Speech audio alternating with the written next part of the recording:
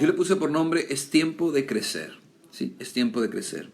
Y la única forma de crecer es tomar su palabra y dejar que ella nos lleve a la voluntad de Dios, ¿sí? Nunca vas a crecer en tu forma, nunca vas a crecer en tu manera, jamás va a suceder eso, ¿sí? En la Biblia dice incluso que el hombre necio trata en su forma, en su manera, de establecer y escoger la forma en la cual va a dirigir su vida, ¿sí? Y viene Dios y le cambia todo, ¿sí? ¿Por qué? Porque Dios conoce la perfección para nosotros, conoce la manera, la forma de hacer las cosas, ¿sí? Y la única forma de que nosotros podamos seguir al Señor y crecer en el Señor es aceptando la palabra de Dios como la única guía para nosotros, ¿sí?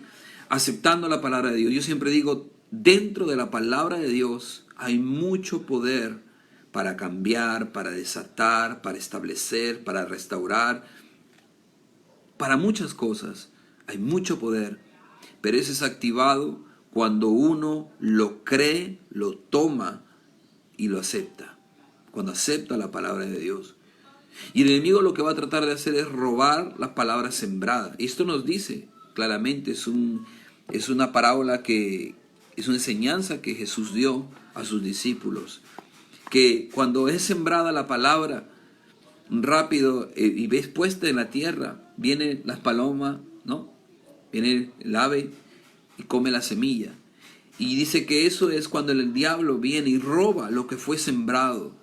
¿Y cómo es que roba? Ayer veíamos en Minutos de Bendición, cuando viene con pensamientos, y esos pensamientos bajan a nuestro corazón y destruyen la palabra que fue sembrada, porque nosotros permitimos aceptar esos pensamientos de temor, de derrota, ¿sí? Esas dudas que vienen a contradecir la palabra de Dios y roba la semilla puesta. Entonces, la única forma de que nosotros podamos crecer es obedeciendo la palabra del Señor en todo tiempo. Hay gente que espera comprender la palabra para obedecerla. Y ese es un error total. Es un error.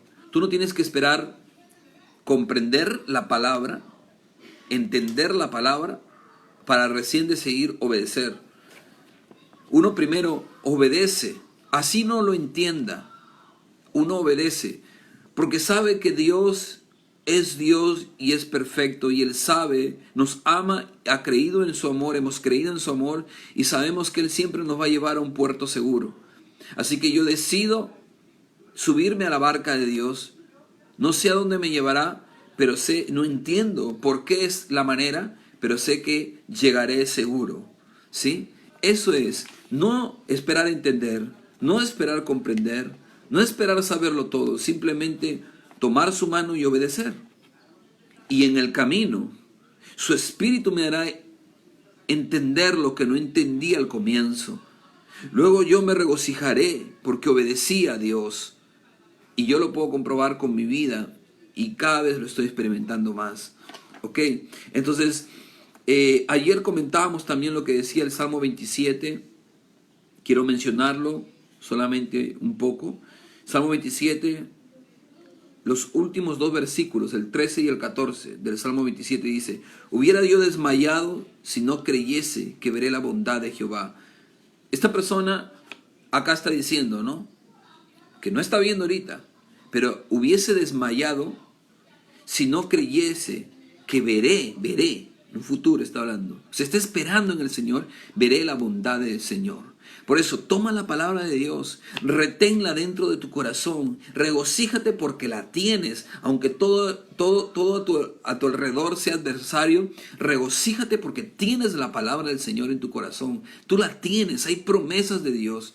Dice: hubiera yo desmayado si no creyese que veré la bondad de Dios en la tierra de los vivientes. Vamos a ver la bondad de Dios. Todos aquellos que creen en la palabra del Señor, que han creído y han esperado en su palabra, van a ver la bondad del Señor. Y dice, y terminando el verso 14, aguarda a Jehová, esfuérzate y aliéntese tu corazón. Sí, espera en Jehová. Este es el tiempo de crecer en la palabra de Dios. Este es el tiempo de retener la palabra de Dios en nuestro corazón. Este es el tiempo de evidenciar que creemos en el Señor y que estamos esperando en el Señor. Dios quiere que veas su voluntad en tu vida, ¿sí? Pero si tú no obedeces la palabra de Dios, si tú no te dejas llevar por la palabra de Dios, a donde la palabra decide llevarte, y eso es en obediencia, para que logramos ver todo lo que el Señor tiene para nosotros, no vamos a ver la voluntad del Señor para nuestras vidas. Dice la palabra que su voluntad es buena, es agradable y es perfecta. ¿Sí? Es buena, es agradable y es perfecta. Y yo quiero ver lo bueno, lo agradable y lo perfecto de la voluntad de Dios para mi vida. Yo lo quiero ver. Pero para eso tengo que seguirlo y confiar que Él es fiel y no miente. Que en todo tiempo Él es bueno. Él es bueno en todo tiempo. Yo no puedo dejar que mi mente dirija. Si mi mente, mis circunstancias ven y ven la adversidad, yo no puedo dejar que eso me dirija y eso me diga. Como las circunstancias están de esta forma, quiere decir que el Dios que tú tienes es de esta forma. David no hacía eso. David decía, en el mismo Salmo 27, aunque acampen ejércitos contra mí, yo no temeré, porque Él está conmigo. Aunque un ejército acampe alrededor de mí, no temeré. Él no le importaban las circunstancias que puedan pasar alrededor. Las circunstancias no te puede decir la clase de Dios cuál tú crees. No te puede decir, como las circunstancias están así, tu Dios es así. Porque nosotros caemos mucho en eso, y yo reconozco alguna vez he caído en esto. Como las circunstancias eran adversarias, mi boca comenzó a confesar, mi mente comenzó a decir, entonces Dios no es tan fiel como Él decía que es, como Él dice que es. Dios no es tan bueno como Él dice. Y eso no es esperar. Entonces, esperar en el Señor es invertir tu fe, tu corazón, tus sueños, tu futuro. Qué lindo cuando una persona lo da todo porque está esperando en el Señor, porque cree en la palabra del Señor, porque los malos tiempos no le dicen cómo es Dios. No, tu Dios es así. No, no, no, no.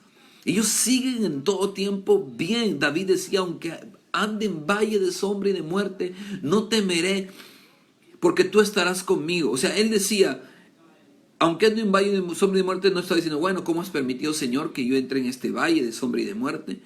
¿Qué clase de Dios eres tú? ¿Tú no dijiste que ibas a estar con tus hijos? ¿Por qué yo estoy en este valle de sombra y de muerte? No, David decía, aunque esté metido en un valle de sombra y de muerte, no voy a tener. Él ha prometido que Él va a estar acá conmigo. Y él veía a Dios en medio de ese valle de sombra y de muerte. Qué hermoso es cuando un cristiano logra entender la profundidad de la palabra de Dios. Entonces, esperar en el Señor es esto. Es invertir tu fe, tu corazón, tu futuro, tus sueños, tu presente, tus deseos, todo. Es invertirlo, todo. Es echar todo, invertir todo en esperar esa palabra en tu vida. En confiar que Dios va a mostrar su bondad en tu vida. Entonces una persona que cree en eso, invierte todo en el Señor, le confía todo al Señor, en todo tiempo, porque sabe que Él es fiel. Esperar en Dios es despojarse de todo lo que son tus fortalezas. ¿Cuáles son tus fortalezas, hermano? Hay gente que no le da a Dios, no le diezma al Señor, no le ofrenda a Dios porque dice, cuando tenga mucho te voy a dar. Eso no va a suceder. Cuando tenga tiempo voy a buscarte. Cuando soluciones este problema, voy a yo invertir más tiempo en ti, Señor. Cuando me logres dar esto, es como que estás haciendo un trueque con Dios, o como esperar que toda tu vida esté arreglada para recién ver a Dios. Es como decirle, voy a ver dentro de mi agenda, si tengo un tiempo para ti, te aviso. Eso es decirle al Señor.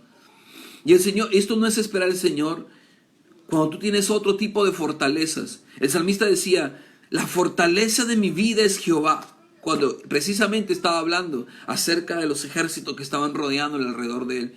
Y ese hombre, David, pasó por pruebas que tú y yo no hemos pasado nunca. Ejércitos que venían a rodearle, no 1,000, no 2,000, 30,000, 40,000, 80,000, 100,000 hombres rodeándoles y hasta más, queriendo matar al rey de Israel, que era David. Y él decía, yo no confío en que tengo también otro ejército. Yo no confío en que también tengo escuderos como Urías. No, él decía, la única fortaleza que yo tengo, que tiene mi vida, es Jehová. Era la única fortaleza del rey. ¿Cuál es tu fortaleza, hermano? ¿Cuál es tu fortaleza? Que te vaya bien económicamente, tu dinero. ¿Cuánto tienes aquí en el banco? ¿Cuál es tu fortaleza? ¿Estás tranquilo porque tienes dinero en el banco en estos tiempos y la pasas bien porque todo está bien? ¿Cuál es tu fortaleza? ¿Cuál es tu fortaleza? Hay gente que no tiene nada, pero confía en el Señor, y esa gente está más fuerte que uno muchas veces, porque su fortaleza es el Señor. Amén. Entonces, esperar en Dios es despojarse de todo lo que son tus fortalezas, todo lo que te sostiene, y aprender a hacer al Señor tu única fuerza. Mi fuerza es el Señor. Mi fuerza es el Señor. Amén. Entonces, el salmista decía esto en todo momento. Cuando nosotros vamos a Éxodo, porque estamos hablando acerca de crecer tomando la palabra del Señor, que es un tiempo de crecer. No, nosotros no podemos dejar que este tiempo pasarla ahí nada más ocioseando. Nosotros tenemos que decidir cuál va a ser el camino que vamos a tomar en todas las áreas, en todas las áreas. Cuál va a ser el camino y cuáles van a ser las decisiones que vamos a tomar y la forma de vida que vamos a tener después de que ya se nos permita salir de nuestros hogares. Tenemos que tomar una decisión. Ahora que tenemos el tiempo de orar, ahora que tenemos el tiempo, si se puede decir así, aún más de orar, más tiempo, que las distracciones han sido quitadas, que tenemos tiempo con la familia, decidir cuál es el rumbo que vamos a llevar. Si vamos a seguir al Señor enteramente y lo vamos a hacer, o vamos a seguir al Señor a medias, o vamos a seguir a medias como estamos, o vamos a seguir con estas áreas en nuestra vida. ¿Qué es lo que vamos a hacer? Cuando nosotros vamos a Éxodo, ustedes saben todo el Éxodo, lo que habla, los primeros capítulos, y específicamente entre los capítulos 8 hasta el 11, 12, y aún más avanzando, pero entre los capítulos 8 y 11 te habla de las plagas de Egipto. 8 y 10, 8 y 11, de las plagas. Luego de ahí habla, en 11 y 12 habla de que salieron al mar, el mar se abrió en dos, y seguimos viendo en adelante todo el trato de Dios con su pueblo. Pero algo que a mí me sorprendió mucho, que siempre me ha sorprendido, es que de las 10 plagas, 3 de las primeras plagas también cayeron, no solo sobre los egipcios, sino sobre el pueblo de Israel. Hubieron plagas de piojos, de moscas, de fuego que caía en el cielo. Entonces, todo lo que venía, las plagas que venían a Egipto, también eran para su pueblo, para el pueblo de Israel. Porque el pueblo de Israel, lo que estaba haciendo el Señor era presentarse a su pueblo, ¿sí? Presentarse a su pueblo y presentarse a los egipcios. Gracias. Presentarse a su pueblo, y presentarse a los egipcios. Porque su pueblo había estado tanto en un tiempo de esclavitud que comenzó a reconocer a dioses egipcios como sus dioses. Esto es tremendo. Esto es tremendo y difícil. ¿Cómo es posible que el pueblo de Dios, ellos sabían acerca de su Dios y todo esto, pero como habían estado tanto tiempo en esclavitud, comenzaron a seguir a los dioses de Egipto y le daban culto a los dioses que tenían los egipcios? Entonces, cuando Dios vino a presentarse a ellos, las plagas también fueron para su pueblo, porque Dios se vino a presentar a los egipcios como el único Dios y también a su pueblo. Entonces vemos que las primeras tres plagas, como por ejemplo el río de sangre, ustedes se van a Éxodo, el capítulo 7, el 24, dice: y en todo Egipto hicieron pozos alrededor del río para beber, porque no podían beber de las aguas del río. Y se cumplieron 7 días después que el Señor hirió el río. Qué tremendo esto. Todos tenían que hacer pozos, tanto los israelitas como los egipcios, como el pueblo de Dios y los egipcios, todo estaba con sangre. Eso apestaba, eso traía moscas y todo eso. Y no podían beber, pues agarrar sangre y beberla. No podían regar. Y ellos comenzaron a hacer pozos a los costados de los ríos para sacar agua. Y esto perjudicó tanto al pueblo de Dios como al pueblo de los egipcios, a Egipto. Perjudicó a todos. Entonces, ¿cómo es posible? Viene un Dios a salvarnos, pero también nos está pasando esto. Dios se está presentando a su pueblo. Luego también vemos que vinieron ranas, la plaga de ranas, Éxodo 8:13.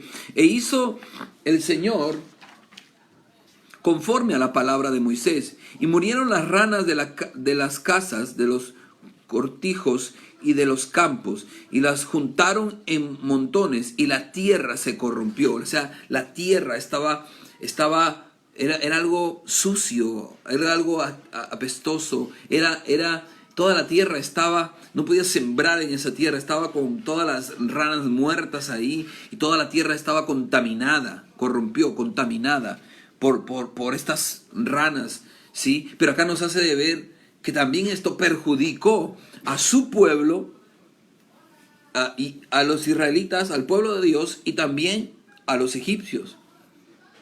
Dios se estaba presentando. Seguimos avanzando y dice, los piojos de la tierra también. Fue otra plaga que trajo. ¿Ustedes se imaginan eso? Dice que toda la tierra, todo el polvo de la tierra, se convirtieron en piojos. Esa es una plaga, dice que nunca más en la tierra ha sucedido de esta forma. Ni en langostas, ni en oscuridad, ni en moscas, ni en piojos, ni en ranas, nunca. Si tú ves en Discovery, en History Channel, puedes ver, wow, qué tremendo. Pero dice que nunca ha sucedido, ni sucederá. Yo no te estoy diciendo, lo dice la Biblia, como fue en Egipto, las plagas. Era una locura. Tú entrabas a tu casa y eso era ya que barrer el polvo. Todo era lleno de piojos por todas partes. Tu cuerpo, tus pelos, imagínate tus barbas, todo, ¿no? Era lleno, completamente todo. Era algo desesperante, que tener piojos que te estaban picando todo el tiempo, en tu comida, en todas partes. Era desesperante esto, me imagino yo. Y dice que eso también vino sobre sus hijos, sobre el pueblo de Israel, porque Dios se estaba presentando, porque ellos también se habían metido con otros dioses y adoraban otros dioses, los dioses que tenía Egipto. Y dice que por los piojos la tierra se corrompió también.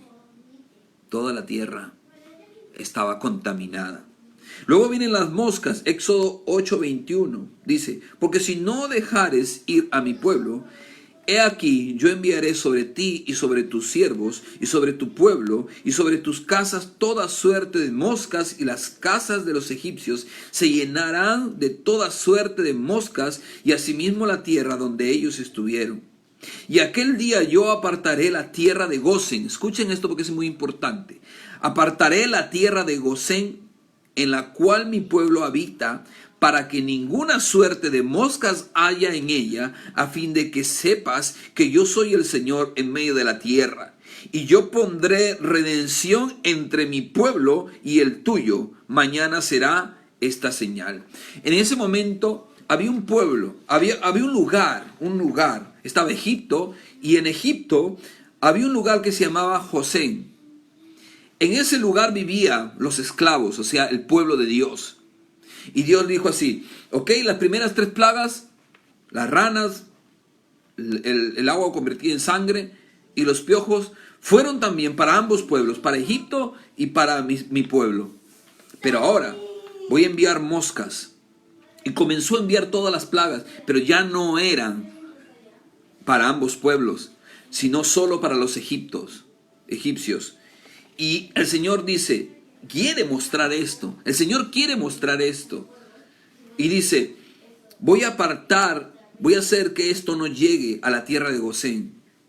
Faraón sabía lo que estaba hablando Dios a través de Moisés. Estaba diciendo que al pueblo que a Gosén era el lugar donde vivían sus hijos, el pueblo, los esclavos. Faraón decía ahí, el lugar de los esclavos, a ellos no les va a tocar. Sobre esa tierra de Gosén, tú vas a ver que las plagas que voy a mandar de ahora en adelante van a tocar a todos los egipcios y va a tocar todo Egipto. Pero la parte de Gosén no va a ser tocada, donde están los esclavos que tú dices, porque ese es mi pueblo. Y voy a hacer diferencia. Hay gente que escribe y dice, no, Dios ama a todo el mundo, así que no importa, hijos o no hijos de Dios, igual Dios a todo el mundo ama. Sí, Dios ama a todo el mundo, pero hace diferencia entre sus hijos y los que no son. Eso hay que tenerlo en claro.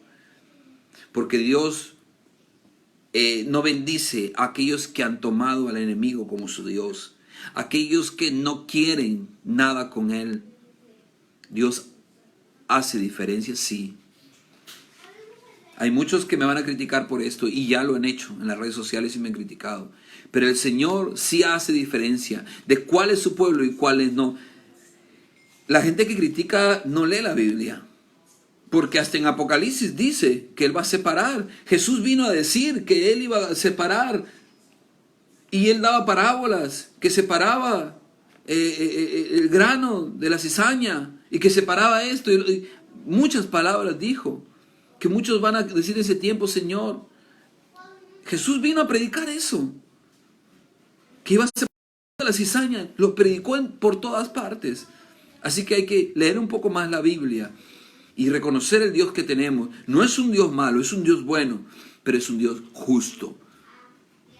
Es justo. Amén. Y dice que Él estaba haciendo separación. Aquí comienza ya en la cuarta plaga, que son las moscas, a separar y a mostrar que estaba a favor de su pueblo, que había elegido a su pueblo, que era su pueblo, que era el Dios de su pueblo. Y quería hacer diferencia y que Faraón se dé cuenta de esto. Luego vemos que viene la muerte del ganado. La muerte del ganado. En Éxodo 9:3. He aquí, la mano del Señor será sobre tus ganados que están en el campo, caballos, asnos, camellos, vacas, ovejas, con pestilencia gravísima. Y el Señor hará separación entre los ganados de Israel y de los egipcios. Miren. El Señor hará separación entre los ganados de Israel y de los de Egipto, de modo que nada muera de todo lo de los hijos de Israel. Y el Señor señaló tiempo diciendo, mañana hará el Señor esta cosa en la tierra. Y al día siguiente el Señor hizo aquello, y murió todo el ganado de Egipto, mas del ganado de los hijos de Israel no murió uno. Entonces el faraón envió a ver, y he aquí, del ganado de los hijos de Israel no había muerto uno. Mas el corazón del faraón se agravó y no dejó ir al pueblo. Miren, ya aquí, desde las moscas que había separado a su pueblo, a Gosén, ese lugar donde estaba su pueblo, ya aquí las plagas no venían, no tocaban las plagas. No llegaron las moscas, solo llegó el agua en sangre, los piojos y las ranas. Pero ya no llegó las moscas, la mortandad en el ganado no vino. Ya comenzó a hacer, y le dijo, voy a hacer separación. Yo quiero que tú veas que yo soy el Dios de ellos, a Faraón. Y comienza a hacer separación entre sus hijos. Y bueno, luego vemos la sarna también que vino sobre todos ellos y no tocó al pueblo de Dios. Vemos también que vino la lluvia de granizo y fuego. ¿Sí? Vemos también la muerte de los primogénitos que no murieron de aquellos del pueblo de Dios. Y bueno, ¿a qué voy? Es necesario que nosotros podamos entender que necesitamos estar de parte de Dios. Pastor, yo soy cristiano, estoy de parte de Dios, de parte de su palabra. Porque hay unos versículos en toda esta historia de las plagas de Egipto que dice que cuando comenzó a llover granizo y fuego que mató a todo aquel que había en el campo, y que los israelitas guardaron, se metieron a sus casas y guardaron su ganado, guardaron sus vacas, sus ovejas, y se alejaron y todos se metieron en sus casas. Dice que a aquellos no habían hecho caso los egipcios y no guardaron, y cuando cayó el granizo mató sus ganados y hasta hombres murieron. Pero lo curioso de la palabra dice que algunos egipcios, escuchen esto, algunos egipcios guardaron su ganado. Y no, porque dice que tuvieron temor a la palabra que Moisés estaba diciendo. Ellos veían, de repente Faraón en su corazón estaba endurecido, pero los del Egipto, los egipcios, algunos dice, escucharon y tuvieron temor a la palabra, y que guardaron su ganado y no murió de aquellos que hicieron caso y tuvieron temor a la palabra. Hermanos, es necesario que nosotros crezcamos volviendo el temor a la palabra de Dios. Es un temor no de temblor, no de terror, no de miedo, sino es un temor de honra. Y honra es hacer culto, hacer dedicación, consagrarse, separarse, dedicarse a la palabra de Dios. Es tiempo que en nuestras casas la palabra de Dios cobre el primer lugar, no en los días domingos, no en las células solamente, sino que la palabra de Dios comience a dirigir los matrimonios, que la palabra de Dios comience a dirigir las decisiones importantes de la casa, desde si compramos algo, hasta si construimos, hasta dónde vamos, hasta nuestros sueños, hasta nuestros hijos qué harán, qué será el futuro, y todo comience la palabra de Dios a dirigir y a tomar el primer lugar para que Dios pueda hacernos crecer y nos lleve a su buena bondad. Todos aquellos que hacen esto, no importa el estado, escúchame, algunos de los egipcios tuvieron miedo, tuvieron temor y obedecieron la palabra y guardaron su ganado. Y no murió su ganado de ellos, no siendo del pueblo de Dios, no estando en la tierra de Gosén, protegidos. Pero ellos creyeron la palabra, obedecieron la palabra y fue guardado su ganado. En ese momento todos sus ganados muertos. Miseria vino sobre la tierra de Egipto, pero ellos tenían su ganado, aún no siendo del pueblo de Dios. Es triste cuando hay gente que cree más en la palabra de Dios. El diablo, ¿por qué se detiene cuando soltamos la palabra de Dios? El diablo, ¿por qué se frena cuando escucha la palabra de Dios? El diablo, ¿por qué queda anulado cuando se le recuerda la palabra de Dios? Porque el diablo cree en la palabra de Dios, sabe que la palabra de Dios tiene poder, sabe que es verdadera, sabe la altura de la palabra de Dios, por eso se detiene y retrocede. ¿Cómo es posible que los cristianos tengamos temor en este mundo por las circunstancias que están pasando? Un cristiano no debe tener miedo, temor, terror. Un cristiano debe gozarse y alabar porque tiene la palabra de Dios y tiene que decir lo que dijo David, lo que nos dejó David en el Salmo 27. David dijo: hubiera yo desmayado si no creyere que veré la bondad de Jehová en la tierra de los vivientes. Vamos a ver la bondad del Señor, todos aquellos que esperan en Jehová. Dice la palabra que seremos levantados, que levantaremos vuelo, ¿sí? Que seremos puestos en alto, porque Dios quiere exhibir a esos matrimonios que aprendieron a confiar en el Señor, a esos matrimonios que saben que pudieron haber hecho las cosas en su fuerza, pero no, ellos decidieron esperar en el Señor, decidieron obedecer la manera. Los israelitas guiados por Moisés.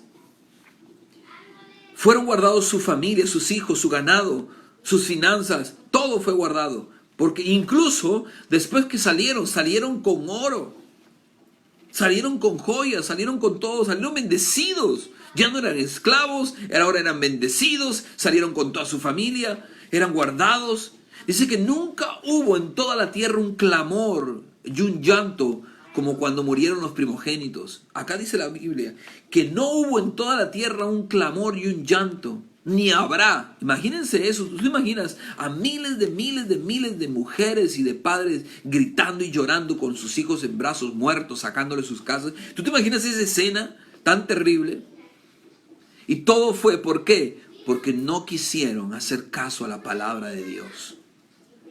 Porque quisieron probar, a ver, vamos a probar a Dios de mal forma. Pero en ti y en mí no suceda esto. Nosotros no tenemos que probar si es cierto la palabra del Señor. Nosotros creemos que es fiel en todo tiempo. Que aquel que confía en la palabra del Señor crece, porque el Señor lo lleva a otro lugar y le muestra su bondad en su vida. Amén. Entonces yo te invito a que hagas esto, hermano.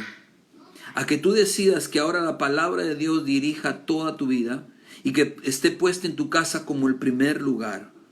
El primer lugar. Cuando tu esposa y tú decidan algo, cuando en tu casa, tus hijos, una situación, cualquier sea la circunstancia y la situación y la decisión que tú tengas que tomar, o la forma de dirigir tu casa, o las maneras con que van a hacer los negocios, o cualquier sea la cosa, tú siempre tienes que decir, primero vamos a decir qué dice Dios. Primero quiero saber qué dice Dios con esto. Y luego, escuchando a Dios, tomo mi decisión. Porque Dios extendió su palabra y soltó la palabra a través de Moisés. Y ahí el resto decidía qué hacía. Antes de tomar una decisión, vamos a escuchar qué tiene que decir el Señor. Y esto tiene que ser un nuevo parámetro, una nueva forma en tu casa. Y tú tienes que establecer esto sobre tus hijos. Antes de cualquier cosa se tiene que preguntar al Señor cuál es el camino y cuál es la manera. Y tú vas a crecer, hermano, hermana. Tu matrimonio va a crecer, tu familia va a crecer y Dios te va a poner en alto porque te va a llegar a un sitio abundante. Nunca olvidemos su palabra de Dios, jamás, en ningún tiempo. Al contrario, hagamos lo que dice el Salmo 27, lo que hacía David. Decía, yo quiero, una cosa he demandado a Jehová y esta buscaré, que esté en la casa del Señor todos los días de mi vida, para contemplar su hermosura y inquirir en su templo. Eso es lo que el Señor desea que esté en nuestros corazones. Este es el Señor, el Señor quiere escuchar eso en nuestra alma. El Señor nos observa, nos mira, nos escucha y está esperando que nosotros digamos este verso como David lo hizo. Una cosa demandaré al Señor y esta buscaré, que yo esté todos los días en la casa del Señor para contemplar su hermosura e inquirir en su templo. Hermanos, te invito y te animo a que pongas la palabra del Señor como el primer lugar en tu vida y que descanses. Porque cuando uno pone a Dios, la palabra de Dios como primer lugar, uno descansa. Porque se da cuenta de que hay otro que dirige. De que hay otro que toma las decisiones. Y uno descansa. Y descansa bien, se mantiene seguro. El Señor siempre va a tener la guía. El Señor siempre va a solucionar. El Señor siempre va a tener la respuesta. Uno aprende a descansar. Pero claro, si yo no tengo respuesta, no tengo guía, no sé, no tengo el camino, no sé a dónde ir, claro, me angustio. Yo aprendí esto y establecí una confianza en mi vida. Y dije, el Señor ya tiene un propósito. El Señor ya tiene un plan. Su palabra es fiel. Entonces tengo que aprender a descansar en esto. Pero mi descanso era un descanso de fe, un descanso que confiaba, que creía en la palabra del Señor. Así que yo te invito a que pongas la palabra del Señor como primer lugar en tu vida. Y eso te llevará a crecer y a ver la bondad de Dios. Amén. Amén.